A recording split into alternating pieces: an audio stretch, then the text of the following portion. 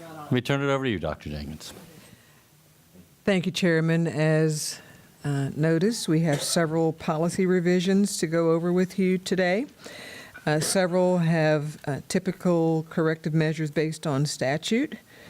Our legal department has, again, taken the lead here and worked with staff to make sure we are in compliance. I will turn it over to Associate Counsel Fernandez to get us started. Good evening, everybody.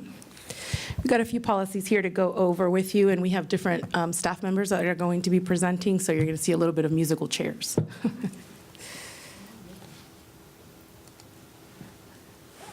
So this is just the agenda of what we'll be going through today. We'll be going through an overview, the timeline of what will happen. We'll have a summary, and then we'll have time for some questions afterwards.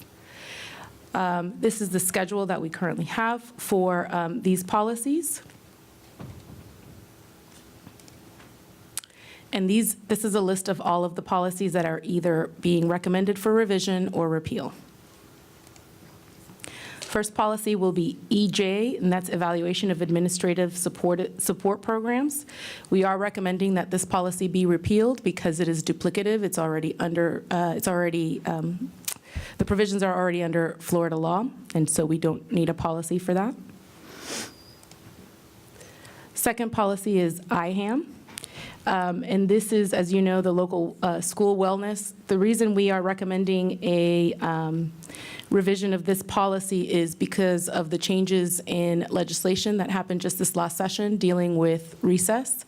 We used to have a provision in the policy that allowed teachers a little bit of leeway with regards to recess. That was not adopted in the law, and so therefore we needed to change our policy by deleting that provision from the policy.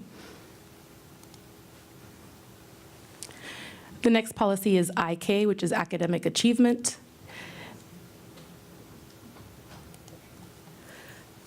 This policy is just being changed slightly. We are removing the references to Florida Bright Future Scholarship Program. This is already covered under Florida law, and so we don't need to have it in policy.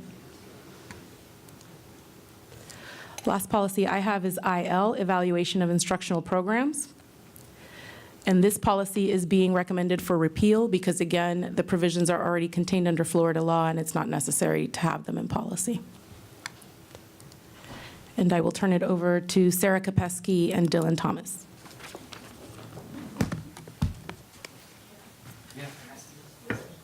Mrs. Gordon? Ms. Fernandez, Ms. Gordon has a question. Thank you, Mr. Chairman. I just wanted to ask, I know that they gave us the information about the recess. Can you repeat what you said? I know you said we're taking it out of our policy because of the reason is for doing that? We're taking out one provision out of our policy, and that is the provision that permitted teachers to have a little bit of leeway in their judgment as to whether or not they were going to provide recess that day. Right. It is now mandated. There is no leeway in the law, and so we removed that leeway language Okay, from that's right, because what you all shared with us at FSBA is that they have to do it right. Correct. Okay. So the recess requirement is still in the policy. We just removed the discretionary language for the teachers. Okay, very good. Thank you. You're welcome. Thank you. Thank you, Mr. Chairman.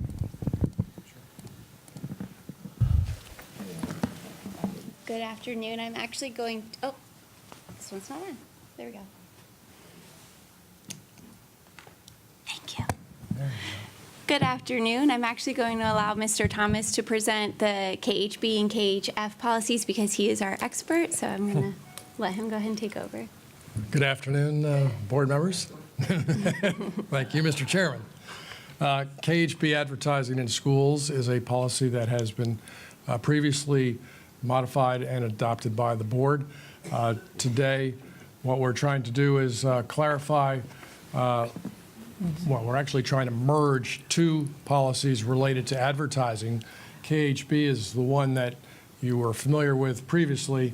The other one was KHF, which addressed specifically online advertising, and so we're merging the two, and this is the product of that. We're clarifying the types and means of advertising online between the school board and third parties. We're revising it with revisions to language, content, formatting, terminology, consistency, and statutory language as it may apply. In KHB and KHF, we are pending KHF or KHB with KHF content. There's references in what was in KHF as to specific types of online advertisements that we were permitting on our websites. We've redefined them to be more current with the language of the business of online advertising. Back in 2009, it was all rather novel and new to us, and so we made a few names up which applied, and they still apply, but we've given them more standardized naming nomenclature. In the original design of online advertising, we had specified there would be 3 ads per page.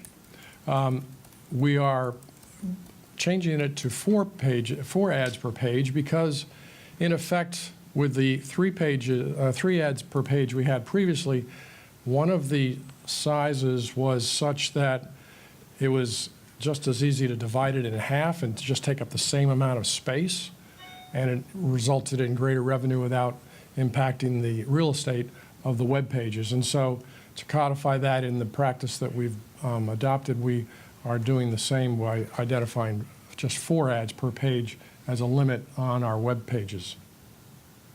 Further, we've modified the policy so that student confidentiality is addressed, referencing FERPA and COPPA, to ensure advertisers do not share or collect any confidential student information that by somehow, some way, they might be able to extract from our advertising, which I'm not quite sure how it could happen, but there are probably ways that we just do not know. So for KHF, we are avoiding duplication and moving all of the content from KHF over into KHB, and it will eliminate this particular policy. So we have it all in one single policy. That is my report, or my presentation. Any questions? Thank you. You're quite welcome. Thank you.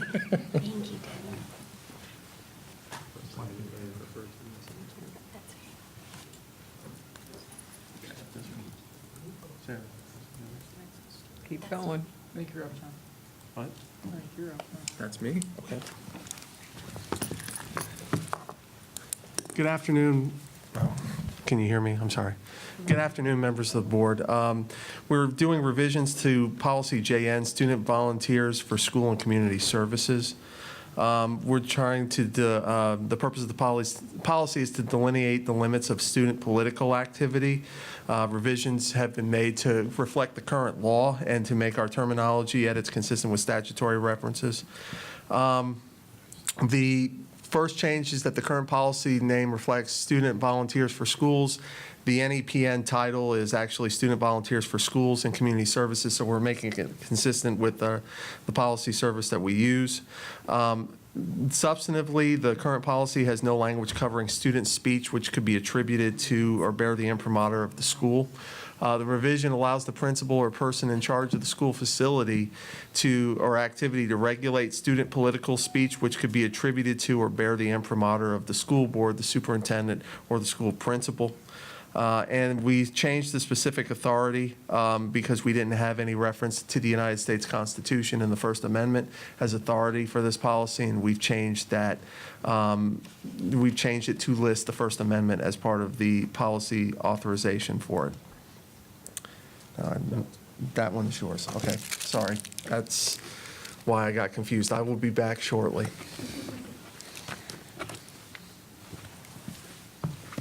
This is so we can see all the attorneys. Good afternoon, board members. The next few policies will be mine, starting with School Board Policy JI, Student Rights and Responsibilities. We are recommending that this policy be repealed to avoid duplication of provisions already contained under law, and that's already been included in School Board Policy JIC, which is our Code of Student Conduct. This policy basically said that on the first day of school, students will review the Student Code of Conduct, and that's already in policy. So the action summary is as recommended that this policy be repealed. The next policy is School Board Policy JIB, Student Involvement in Decision-Making. The purpose is, again, to conform the policy with new legislation adopted during the 2017 legislative session. And the action summaries revisions have been made to the existing policy to include content, formatting, terminology edits consistent with statutory language. In this policy, the first language change is that the superintendent shall provide an opportunity for students to be heard, share their ideas, and when practically possible, have their suggestions implemented. We're basically changing that language that says the superintendent designee will allow the students to provide students the opportunity to be heard and possibly have their suggestions considered as opposed to implemented. And that's it for that one. And then the next policy is JICF, which is secret societies. Again, this policy is being revised to align with statutory requirements and making content formatting and terminology edits consistent with statutory language. In this one, we made sure we changed the current policy has the district school board and district school superintendent. We revised it to reflect the school board of Orange County, Florida, or the board, the superintendent, or by school principals. And then we made the appropriate changes to the statutory references to reflect the current Florida statutes. Any questions? Thank you.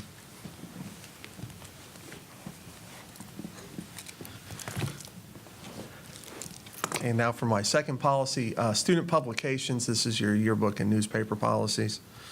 What we're doing is we're updating the language of the policy to conform with the law and to update statutory references. And the policy is also being changed to reflect our current practices that we already employ in our schools anyway. The current policy does not explicitly state that principals shall have full editorial control over the style and content of student publications. We include language in the policy which says that the principal will retain full editorial control over the style and content of all publications published by his or her school. That's consistent with the United States Supreme Court guidance under the First Amendment in the Hazelwood case, excuse me. With respect to the principal's authority regarding the types of advertising that would be allowed in student publications, think your yearbooks, the ads in the back of the yearbook. The current policy prohibits tobacco and intoxicant advertisements. What we've done is we've revised that language to make it consistent with policy KHB to list the whole list of advertisements which we will not permit: alcohol, tobacco, drug, vulgar, sexual conduct, or sexually explicit material, gambling aids, or other copy which is inconsistent with school objectives. So we made uniformity between our advertising policy and the advertisements that would be allowed in our student publications. And finally, the old version of the policy allowed principals to enter into multi-year yearbook contracts without school board approval. That is in violation. That actually conflicts with the current purchasing policy that you all have. So what we've done is we've revised the language to confirm to the purchasing authority policy, DJA, to not allow principals to enter into multi-year yearbook contracts. They can do it on a yearly basis, but not do it multi-year. Any questions on either one of these policies? Thank you. Oh, yes. Ms. Gould? On the multi-year, I think principals do that because of reduction of costs. So why would we not want to review the policy the other way and give them more leeway to maybe look at that as an option if it makes sense for their budget and their school? I certainly understand, Ms. Gould, that what we were trying to do in the policy revision portion of this process was to maintain uniformity with all of our policies. So the first policy, the purchasing policy, had only 1-year limits on their purchasing authority. And there's no exceptions in that purchasing authority? Not that I'm aware of that would address Could we this look situation. at what the ramifications of that would be, just because, sometimes you can get a much better deal with those books, and we print them everywhere all the time. Be more than happy to do that. Thank you. Yes, ma'am. Thank you.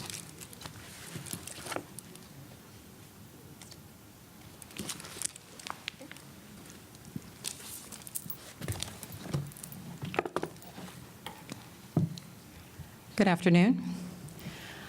I'll be reviewing policy IA, which is the student progression plan.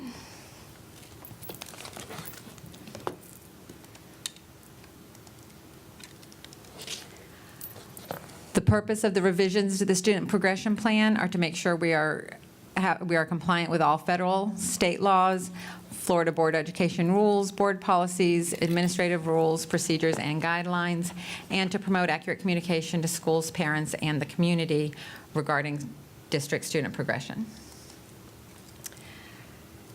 The first update is in the elementary section to clarify the good cause exemption rules. Exemption 7 has been deleted because it essentially states the same criteria as exemption 6. So we were just clarifying so we didn't repeat ourselves.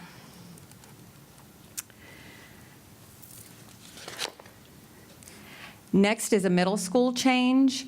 We deleted the section that discussed CTE, Florida Ready to Work certification program for middle school. Now that we have actual industry certification available to our middle school students, that is a much better opportunity for them. So we have stopped the Florida Ready to Work certification program for the middle schools. The next is in response to the state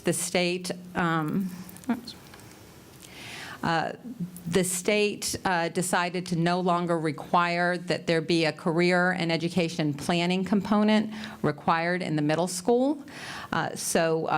In order for promotion, so we made sure that we did put that in our student progression plan, that the college and career component in the middle schools is no longer required. I do want to note, however, that we have decided as a district that that curriculum is still available to our middle school students, and we are still providing that college and career component to our middle school students.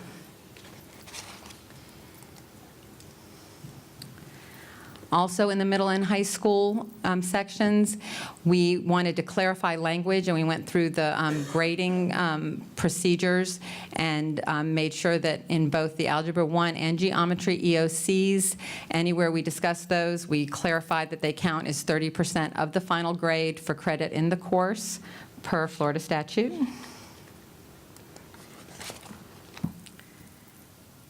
Also in the middle and high school sections, we removed language regarding the Algebra 2 EOC, now that the state has removed the Algebra 2 EOC from being a requirement. And the last change is that we deleted the sections regarding CTE adult high school co-enrolled and CTE virtual courses for high school. Again, we have dual enrollment and other programs that have replaced these programs, so we've removed these programs from the progression plan. Any questions? All right, any questions, board members? All right, we do have, I think, one speaker on this topic tonight. We'll have you fill out a speaker card, sir, after you're done. Was it on this particular board policy, I understand? On the grading, yes. Okay, if I could have you go up to the podium, and if you could start with your name and your address. Sure. And It's, then fill out a speaker card for me if you don't mind after you're done. Sure. It's Michael Agranoff, and my mailing address is P.O. Box 140005, Orlando 32814. And just so I know how quick to speak, am I on a 3-minute? You are, but if you need a minute or two longer, we won't hold your feet to the fire. Just try to do it within 5 if you don't mind. Oh, I see it right here as well. Yeah. Thank you. All right, well, long and short, what I'd ask the board to do is consider the model of grading utilized in Orange County. Many of the surrounding counties for student progression and grade calculations are using a 0 to 4 scale, which effectively results in a system where a B in our county could be an A in another county, a C in our county could be a B in another county. Because what we're doing is, we're not saying an A is an A. Some counties say have an A minus, an A plus.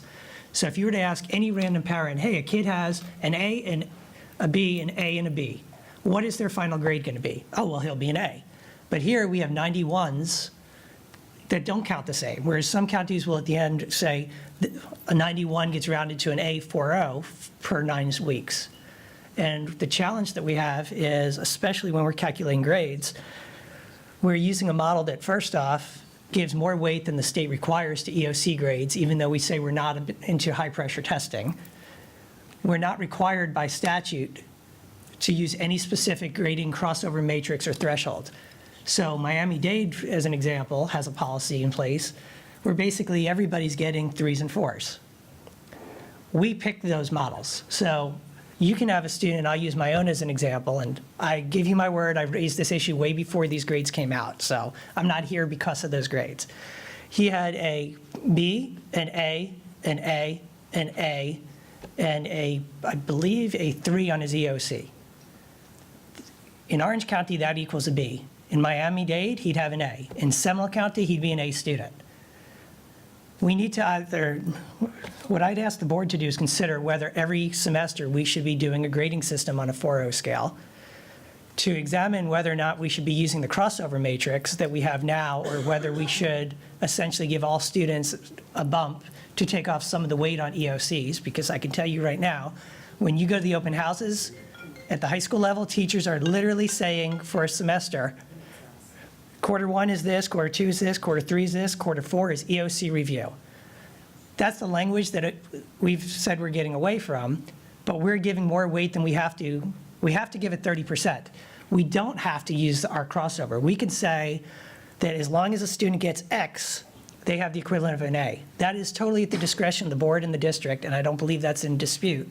Every county has different crossovers. There's no statutory requirement for what equals a 4.0, what equals a 3.0, what equals a 2.0. That 30% can be, we can do the Miami-Dade model, and we're competing against Miami-Dade. We're competing against Seminole County. So when our students can get C's and B's, when they're getting B's and A's, that affects our students' ability to get into the same colleges. Now, I have sent to the board members as well a breakdown example with some of those grades. And if you look at those examples, you'll see in hardcore terms, this is not a theoretical. This is truly an 84% in Orange County would be a 3.7A in Seminole County. That's not even counting the Miami model that would basically say that the 2s that our students get on EOCs could potentially be 3s and 4s the way they choose to calculate them.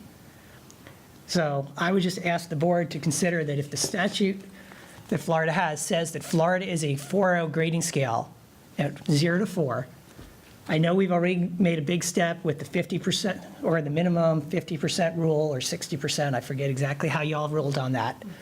But we still have this big gap when it comes to how we translate grades, because either I would argue we should be changing how we do it, or at a minimum implementing an A minus, A plus, because as a parent, I could tell you all day long, if you go to a teacher and say, what does my student need to do to pull up a grade? When your student's bordering on a 90 and 91, you'll hear, don't worry about it, he's an A student. That's the language you hear. And if a 90 is an A, then we should be saying it's a 4.0, or we need to start making it clear to students and parents how this can impact them, because our current model fails on that. A teacher, I'm sure you guys speak to teachers all day long, but a 91, they're not going to say, oh, I'm worried, that's a low A. They're going to say, that's awesome, you have an A. If a student has an 81 and just finally got from a C to a B, that's great, he's a B student. We don't say he's an 81 student. And I don't know if anybody has some questions. I have done some research on this. I know I've also spoken with, I don't know if I refer to you by first or last name. We've discussed this in have a little work meeting, gone through the numbers, and I will tell you as well, when you look at this from a disparate impact and race impact, I have emailed to all board members the EOCs and how our system works. We essentially have a scale that will effectively round up for the stronger underperforming students who suddenly get a 5 will get a grade boost from our EOC calculations. You can look at what I sent out and you'll see the odds of our low income, minority, blacks especially, second Hispanics, low income, 5s are the golden goose. You're not going to find it. I've sent out the distribution chart. It's not a theory. So what you're having is a model that will allow a small group of what is statistically going to be affluent white students to get the 5s that can pull up their grades. If we adopt the model that some of our counties are using, we could at least have a net neutral policy that means that EOCs don't pull up or pull down grades. Whereas right now, our current model, and I don't think there's a dispute on this, has the potential to raise or lower a grade. And if we look at who's most likely to get the 4s and 5s, it will have a disparate impact of who's going to get those bumps up compared to who gets the bumps down. Okay, Mr. Agronoff, so I'm sure we'll have some questions. I'm kicking myself because I reviewed your material, and I think most of us did, but I think it was 4 weeks ago. It was before the hurricane, I know that. Did you bring a handout of what you had given us before? Do you have any extras? Because I want to take a glance at it Some again. I had extras. Dr. Also, if anybody has a laptop, I did send out an email right before the meeting. I'll pull that up if I have to, but I don't have my computer on right now. So, okay. Sure, of course. I think most of them have it up on their laptops. So let me go to Mrs. Gordon first. Mrs. Gordon? Okay, thank you, Mr. Chair. Well, I happen to be a teacher, and I happen to grade students. And I did call Lake County, I called Brevard, I called Osceola, and of course, I spoke with Orange, again, to see if there was something that can be done. But the information that I shared with them, they're saying that's not the way they do it. So I'm just confused because I know you were doing like Seminole, but they said that they were, other mitigating circumstances also, and that they cannot do it that way. So what did they say to you? And I'm very close to the counselors because I used to be a counselor in Orange and Osceola County. So I need to know who gave you this information, because they said they wanted to know where did you get it from? Okay. Are we referring to the state laws on EOC calculation or the GPA I'm referring calculation? specifically to your case. No, right, I'm saying I brought up two separate issues. One was the general GPA calculation. I'm talking about the overall thing that we've been discussing. Yes. You were here because of your son, right? No, I'm actually here way before he even was impacted by that. I was here because I was looking at how we are applying EOCs and grade calculations. But they said they're saying that they're not doing it that way. And even tonight, there were some adjustments made with Ms. Bridges and even with the state guidelines as it relates to some of the EOCs. So I'm trying to understand who gave you the information. Okay. Or did you just pull it off the website? No, I guess, and I'm not trying to be argumentative, I'm asking, when we're saying the information, are we talking What the you were handing EOC us, the thresholds or the comparison. GPA? Because Whatever, all of this Okay. that you're bringing to us, because whatever you gave Yes. us last time, which was Understood. May I- this was one piece. May I approach? And when I took it to them, they wanted to know where you got it. may I approach with the document? No, Okay, I for got it example, all. I got it all. That's why. She has a document in No, front of her. I thought these you- are the, for example, the Seminole County official documents that show how they're doing it, for example. I'm saying, would you like to see some of the documents I'm using for reference? These were No, provided because by- I looked at what you gave us. So is this new? Is this additional new information you're bringing before the board today? From the last meeting, absolutely. Okay, and is it what you sent us on the email? Yes, ma'am. The secondary grading I and the still- EOC grade calculation and methodology are both provided by Seminole County's Public Schools. Well, maybe, can our, because I'm getting differences of opinion from the counselors. I'm not talking with the superintendent, Dr. Jenkins. I'm speaking with the counselors that helps to get the grading so that they can get on the honor roll and be able to get out of there. So I would think that that would be a great place to begin. So they're not quite understanding. Did they understand you when you presented it over there? I haven't been presenting it over there. Can you, okay, all righty, well, maybe that's where the mix-up is, because they are wanting to know where you're getting all of this from. A couple of parts. First off, Florida statute very clearly, and I believe your legal counsel here can tell you I'm not making this part up, provides you the discretion for a crossover matrix on what the EOC crossovers are. That's something that's a board-approved matrix. There's no actual statutory requirement of what the cut scores that each county individually uses. Historically, when the rules first came out, many of the Central Florida counties collectively had parity among their crossover matrix, but that was more by practice than by statute. Statute says each county must determine how they're going to grade the EOCs and apply those grades and apply a 30% value to it. I'm not sure if that's the part you're asking or if you're talking. The part I'm asking, Mr. Argonaut, is Yes. what do you want? What are you asking of this board? Because from the last meeting we had, I took the information that you gave us, and I went to those different counties because I happen to know the counselors and the administrators in those counties, and I just wanted to, what you told us is what I asked, and they were saying that there is a difference. Yes, each county has a difference. So Right.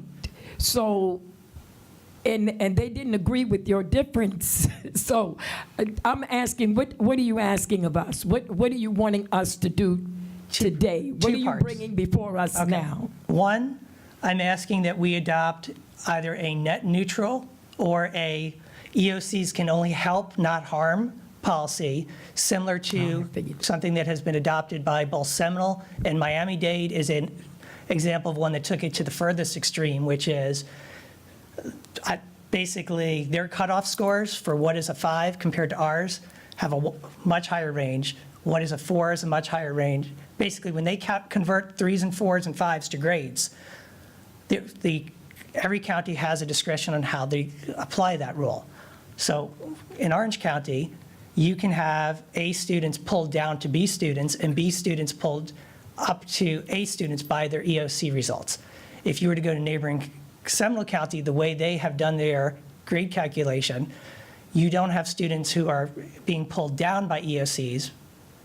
So my first part would be that we explore whether or not we want to weight and crossover matrix our EOC scores in a way that could pull B students to C students and A students down to, basically, do we want a net neutral policy or one that can up or raise or lower a ultimate grade? Do we want to give more weight than we have to EOC scores? Okay. Okay, go ahead. I think you and I are on the same wavelength here because I would need to hear from Dr. Jenkins' staff in reference to this, because still what you are saying right there, there is discrepancy in those counties, I'm telling you. And you cannot go in another county and tell them how to do it, but I did hear you say you are asking us to reconsider the way we are grading and the way we are doing things.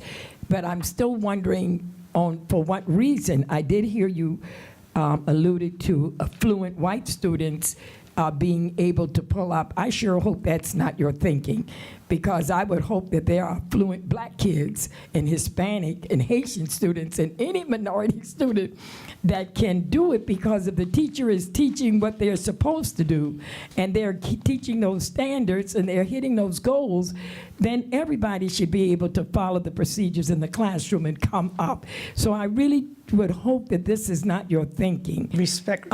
Hold on, I'm telling you, you and I have a difference here, because I'm not in agreement with you after hearing what the counselor said. I don't see where the new information you have brought in has any bearing on it, and it still, to me, reflects back to your son. I do need to hear from the superintendent and her staff on their findings, and then I think this may clear up a lot for both of us. And just, Because my finding is not legal. right. My finding is just word of mouth and how they have to govern how they have to govern their county according to state guidelines. So I'm hearing conflicts here. So, Mr. Chairman, I think you and I are saying if Dr. Jenkins' staff can address this, it would clear it up, because they solely told me that is not the case. Well, respectfully, as you mentioned my son. No, respectfully, I would like to hear from our staff, so you won't have to keep going on, and we get our side and get it kind of cleared up, okay? Because they haven't addressed my concern. My staff has not addressed my concern. That I Mr. beg to, Agronoff, let that I me beg do to this. Let me differ. ask you to take a seat for now, and let's hear from And some thank you staff. Can I so leave very this stuff much. up here for a moment, or? What's that? No, Pardon you me? don't have to stand up there, because we don't know how long they're going to be. No, No, I just mean, I leave this paper Yes, here. yeah, of course you Yeah, can. okay. Yeah, of course you can. Right. Yeah, But and thank you for bringing this We issue don't to want to us. make you just stay in there, because God knows how long I might go on this topic. All right. So I'd punch my button next. Can I ask for Dr. McKelvey? Dr. Jenkins, can I ask Dr. McKelvey, or who would you designate? I'm jumping the gun here, I'm sorry. Sue briefed me before, I believe, on it. Dr. McKelvey?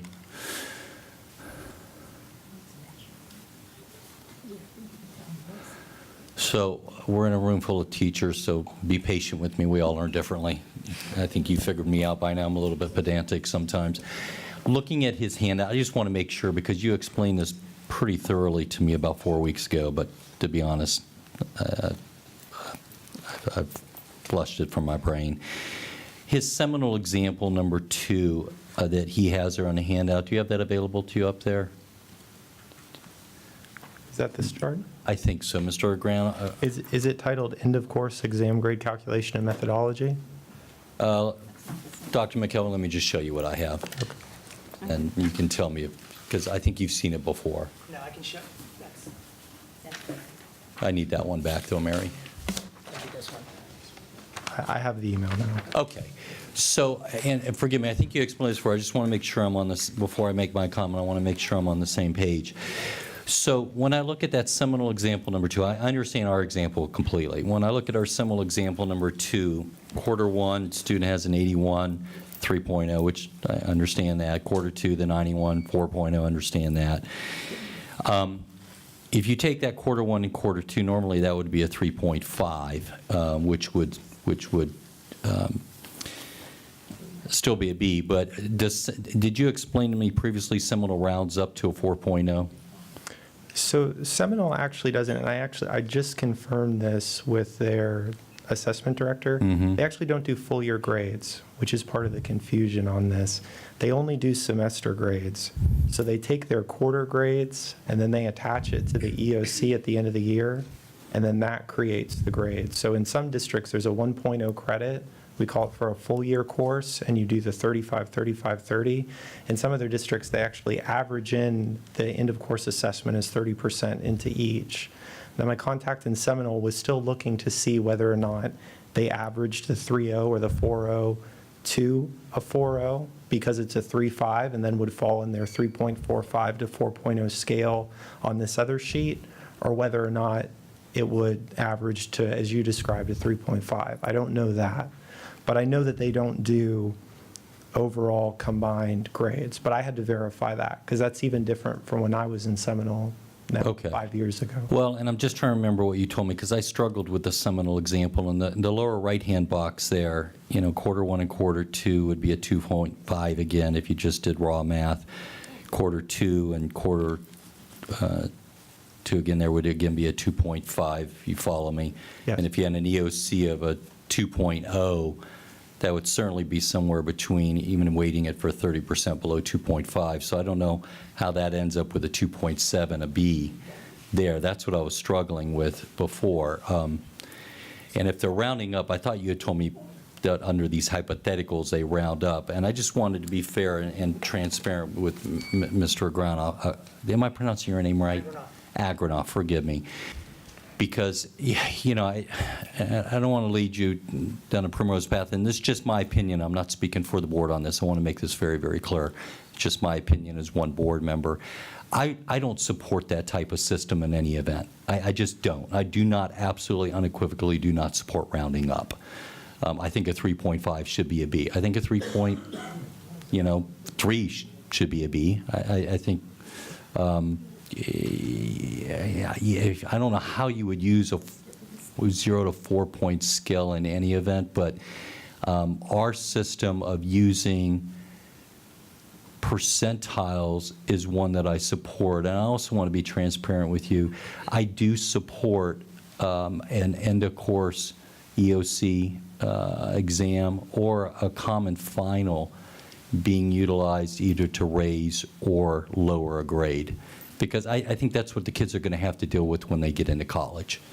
You know, when I was in college, and I'm certain when you were in college as well, and when I was in law school, both, you know, that final could be weighted anywhere from 25% of the grade to sometimes 75%, sometimes 50%. And I had many courses in college where if you didn't pass the final, it didn't matter what your grade was going in. You could have a strong A going in. In fact, my foreign language requirement at UF, I remember this vividly, no matter what your grade was going in, if you couldn't pass the final, you didn't get a passing grade. You failed that course. So I don't, just because I want to be upfront with you, and I know it's just a matter of opinion, and I see where you're coming from. You put a lot of thought into this. And I'm not saying this is a right or wrong issue, that I'm right and you're wrong. It's just truly a matter of opinion. In my opinion, I support using a common final assessment or an EOC to either raise or lower a grade. And I also support using a percentile system, where if you end up with an 84%, you end up, even after weighting, with a B. If you end up with an 89.8%, you still end up with a B. If you end up with a 90.1%, it's an A. If you end up with a 99%, it's an A. So I just wanted to be upfront with you. After staff had explained this to me 4 weeks ago, I support fully the way we do it now, and I would not be in favor of changing our approach. Mrs. Robinson.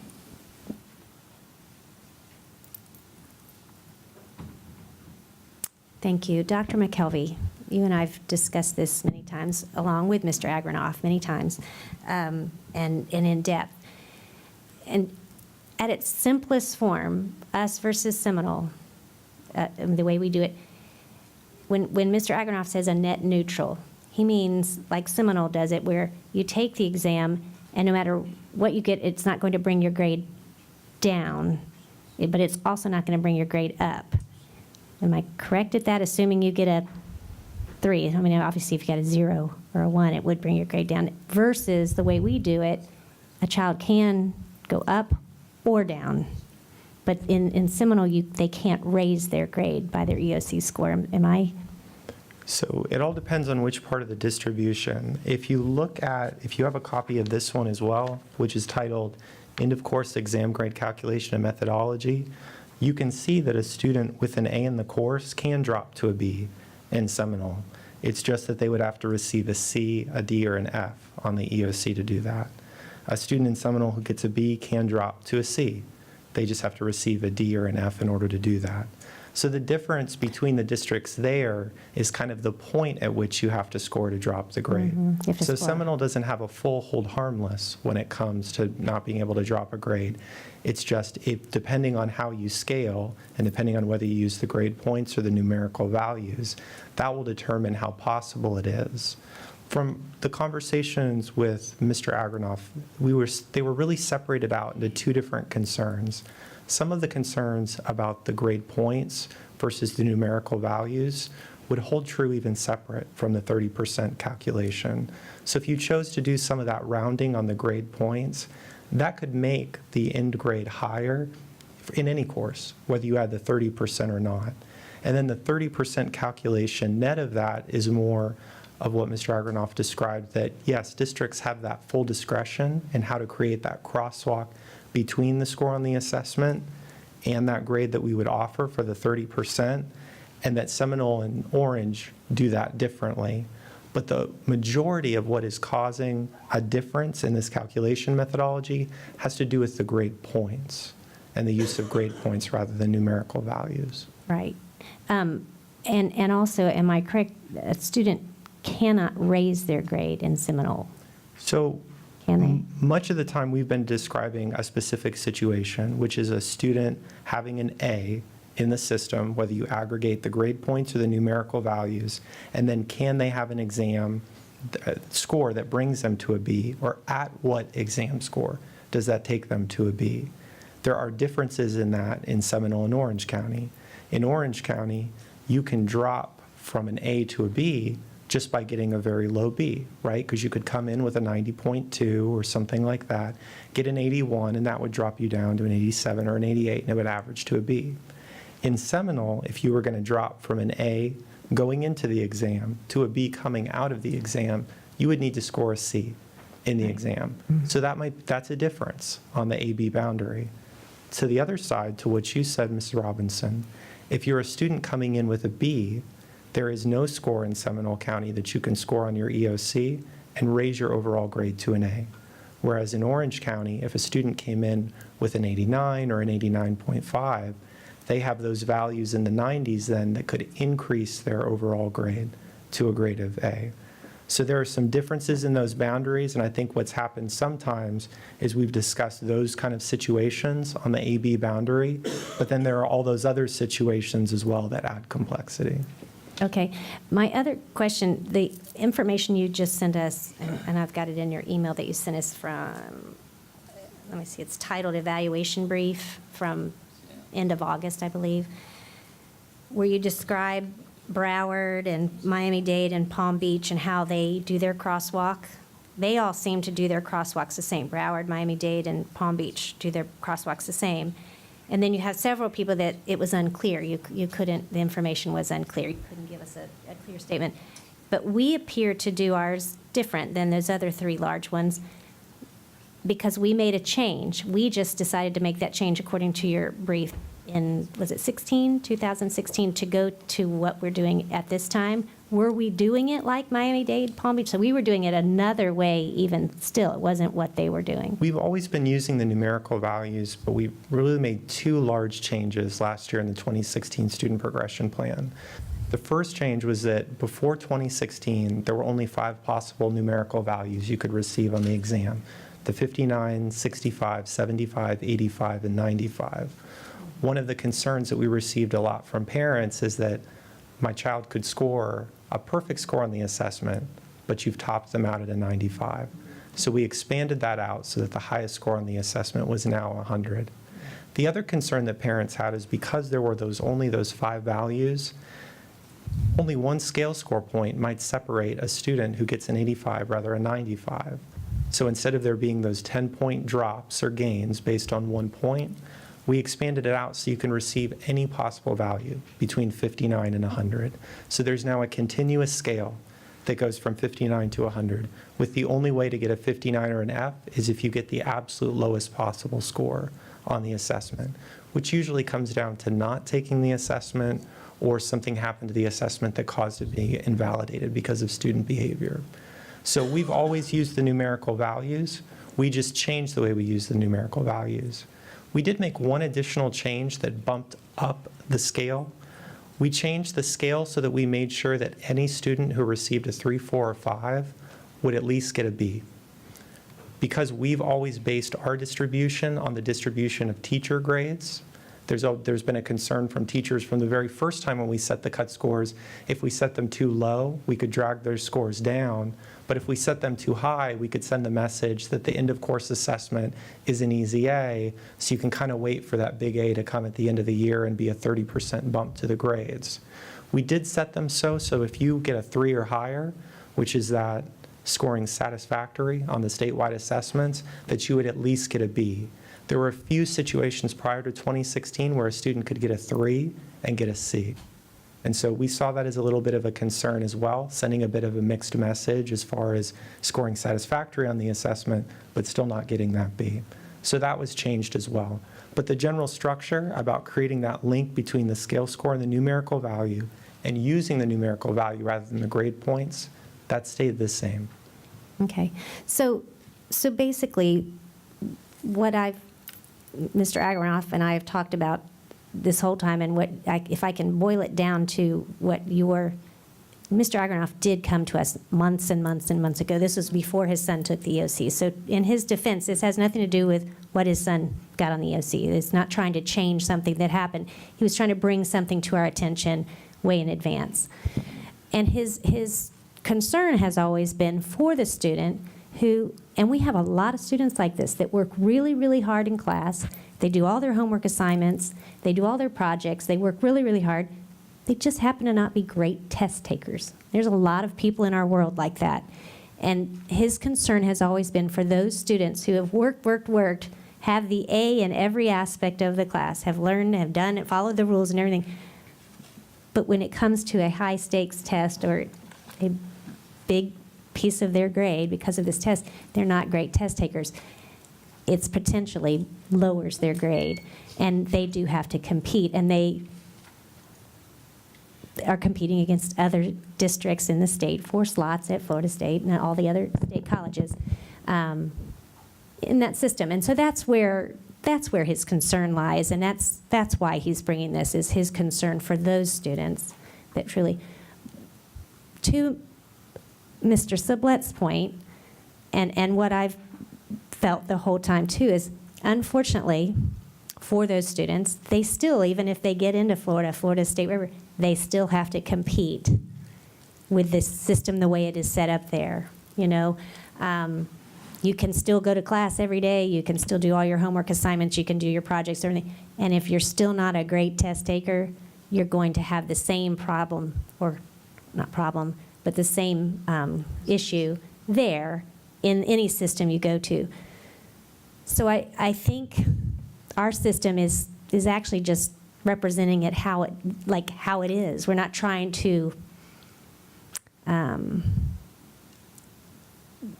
like some of these other districts are, bump it up only to get them accepted to the school, where then they have the reality of having to do it that way. So I encouraged Mr. Agranoff to make sure he brought this issue to the board as a whole, because I couldn't, by me as one board member, decide one way or the other how I felt about this issue. It's an issue that we have on the policy. So I've encouraged him to do this. I'm so thankful he did, and Mr. McKelvey has given us such great, Dr. McKelvey has given us such great information. And I think Mr. Agranoff would like to hear our thoughts on how we feel about it. So I'm glad Mr. Sublet shared his thoughts on it, and mine as well. And if anyone else has a feeling one way or the other, I'm assuming no comment means you're just going to leave it as is.